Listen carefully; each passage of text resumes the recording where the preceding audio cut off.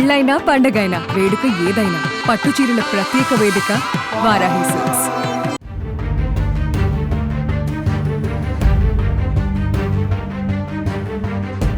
పహల్గాం ఉగ్రదాడికి సంబంధించి కీలక విషయాలు వెలుగులోకి వచ్చాయి. 26 మంది అమాయక టూరిస్టుల ప్రాణాలను తీసిన ఉగ్రవాదుల ప్లానింగ్, వారికి హెల్ప్ చేసిన వారి గురించి ఇంటెలిజెన్స్ ఏజెన్సీలు కీలక డాటా బయటికి తీశాయి. 3 పాకిస్తానీ ఉగ్రవాదులు, 1 స్థానిక ఉగ్రవాది దాడిలో పాల్గొన్నారు. ఫోరెన్సిక్ విశ్లేషణ ప్రకారం ఉగ్రవాదులు K47 M4 రైఫిల్స్ వాడినట్లు తెలుస్తోంది. అత్యంత కష్టతరమైన హిమాలయాలు, దట్టమైన అరణ్యాల్లో గంటల కొద్దీ ట్రావెల్ చేసి పహల్గాం చేరుకున్నట్టుగా తెలుస్తోంది. కొకేర్నాగ్ అడవుల నుంచి బైసరన్ లోయకు దాదాపు 20 గంటల నుండి 22 గంటల పాటు కష్టతరమైన భూభాగం గుండా నడిచి వచ్చి ప్రాణాంతక దాడిని అమలుపరిచినట్లుగా తెలుస్తోంది.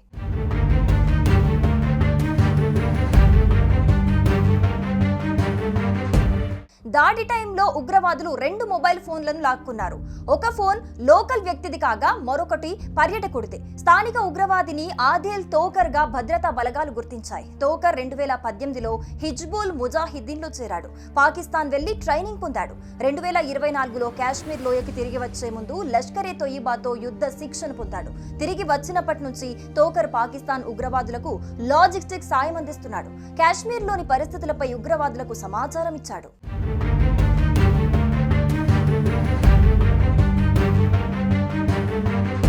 పహల్గాం దాడి సమయంలో దుకాణాల వెనుక నుంచి 2 ఉగ్రవాదులు బాధితులను పాయింట్ బ్లాంక్ రేంజ్ నుంచి 4 కాల్చి చంపారు. దీనికి ముందు వారిని కల్మా చెప్పాలని ఆదేశించినట్లు తెలుస్తోంది. కాల్పులతో ఒక్కసారిగా పర్యాటకులు భద్రత కోసం అన్ని దిశల్లో పరుగులు తీశారు.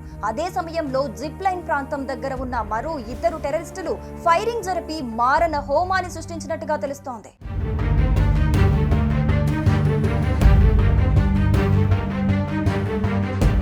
ఘటన సమయంలో స్థానిక ఫోటోగ్రాఫర్ ప్రాణాలతో బయటపడ్డాడు. ఈ ఘటనను ఆయన రికార్డ్ చేయగలిగాడు. ఇది ఇప్పుడు భద్రతా బలగాల దర్యాప్తునకు కీలకంగా మారింది. బైసరన్ కు వచ్చే టూరిస్టుల కోసం రీల్స్ ను చేసే ఒక లోకల్ వీడియోగ్రాఫర్ ఈ దాడి మొత్తాన్ని కెమెరాలో రికార్డ్ చేశాడు. దాడి జరిగే టైంలో ఓ చెట్టుపై దాక్కుని మొత్తాన్ని రికార్డ్ చేశాడు. ఆ ఫుటేజ్ ఇప్పుడు ఎన్ఐఏకి కీలకంగా మారింది.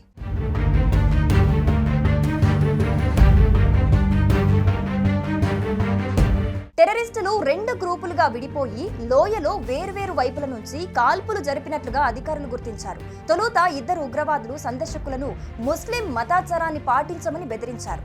ఆ తర్వాత దాదాపు 4 కాల్చి చంపారు. దీంతో ఒక్కసారిగా భయాందోళనలు మొదలయ్యాయి. టూరిస్టులు తలో వైపుకు పారిపోగా జిప్ లైన్ అనే ప్రదేశం నుంచి మరో 2 ఉగ్రవాదులు బయటికొచ్చి ఫైరింగ్ స్టార్ట్ చేశారు. ఈ వీడియో తీసిన ఫోటోగ్రాఫర్ ప్రాణాలు కాపాడుకోవడానికి పరిగెత్తి బుల్లెట్ల నుండి తప్పించుకోవడానికి చెట్టు కొమ్మపై దాక్కున్నాడు. ఆ తర్వాత మొత్తం వీడియో షూట్ చేశాడని ఓ సీనియర్ అధికారి వెల్లడించాడు. జాతీయ దర్యాప్తు సంస్థ అతన్ని ప్రశ్నించి ఆధారాలు సేకరించింది. ఉగ్రవాదులు వారికి సహకరించిన ఓవర్ గ్రౌండ్ వర్కర్లను గుర్తించేందుకు ఈ వీడియో ఉపయోగపడుతుందన్నారు.